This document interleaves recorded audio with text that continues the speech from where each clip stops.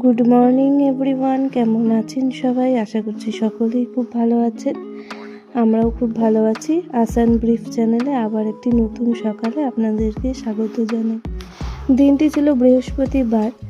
গতকালকে আমার কোনো ব্লগ দেওয়া হয়নি। কালকে আমার একটু শরীরটা খারাপ থাকার জন্য আমি কোনো ব্লগ কেমন করে শ্যুট করতে পারিনি, তাই আপনাদের সামনে কিছু তুলেও ধরতে পারিনি। আজকে ঝকঝকে একটি সকাল নিয়ে আপনাদের সাথে শুরু করলাম। আমার এই জানলাটা খুললে এত সবুজ গাছপালা দেখা যায় যে মনটা অটোমেটিক্যালি ভালো হয়ে যায়। তারপরে আজকে দিনটি বৃহস্পতিবার থাকার জন্য সকাল সকাল স্নান টান করে নিয়ে চলে গেছিলাম ঠাকুর ঘরে আজকে ঘট পেতে পুজো দিতে হবে, তাই দেরি হবে জন্য সকালেই চলে গেছিলাম।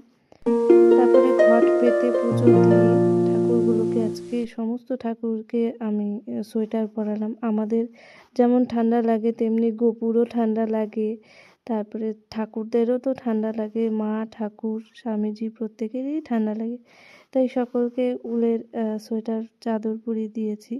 দিয়ে ব্রেকফাস্ট করে চলে এসেছিলাম রান্নাঘরে। এসে দেখি কর্তামশাই আজকে ট্যাংরা মাছ আর কাতল মাছ এনেছে। দিদিকে বলে দিলাম কিভাবে রান্না হবে কি হবে না, সমস্ত আজকের মেনু বলে চলে এসেছিলাম মেয়ের ঘর গুছাতে এসে দেখি মেয়ে কিছু খেলনা দিয়ে খেলছে, তো আমি ওর সাথে টাইম কাটাবো বলে এলাম। এসে দেখি এর মধ্যে একটা ঘটনা ঘটিয়ে ফেলেছে। আমার খুব একটা প্রিয় সানগ্লাস, তার ডানটিটা ভেঙে ফেলেছে। ওর সারাদিনই মাথার মধ্যে কিছু না কিছু দুষ্টুমি চলতেই থাকে, আর সেটা নিমেষের মধ্যে কোনো না কোনো কাজও করে ফেলে। অগত্যা সেই সানগ্লাসটা আমাকে ফেলেই দিতে হলো, কারণ ডাঁটটা এমনভাবে ভেঙেছে যে সেটা আর ঠিক করার উপায় থাকলো না। মনে মনে রাগ হলেও মনে হয় যে এসব স্যাক্রিফাইস আমাকে করতেই হবে, কারণ আমি এখন মা হয়ে গেছি, আর মাঝে মধ্যে ওর দুষ্টুমিগুলো ভালোও লাগে দেখতে। তারপরে দুপুরের লাঞ্চ সেরে হাতে আমড়া নিয়ে আর লবণ নিয়ে বসে গেছিলাম আমার সেই প্রিয় জায়গা ব্যালকনিতে।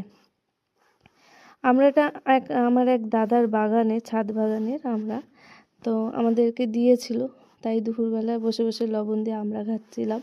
কালকে খানিকটা আছে, সেটা চাটনি বানিয়ে ফেলবো।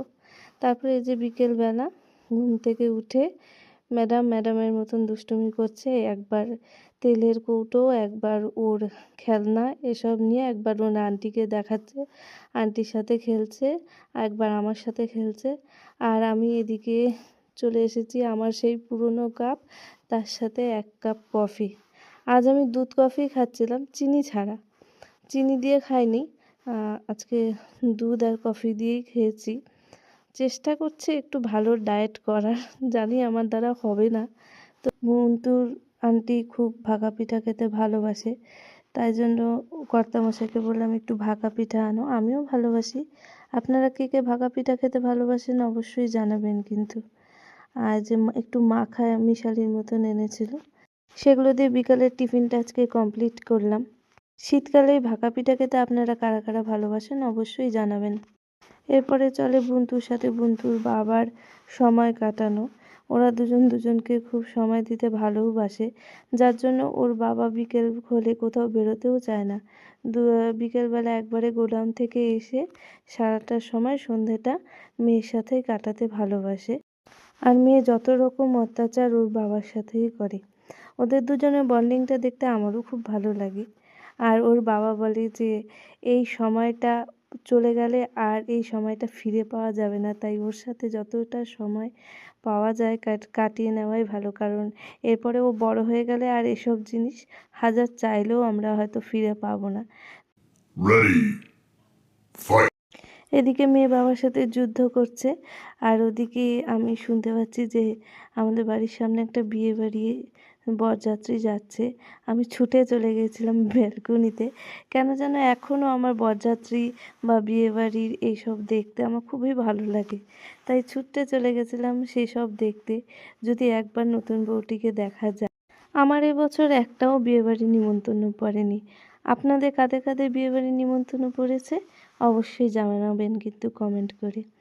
তো আপনারাও বরযাত্রীটা এনজয় করুন।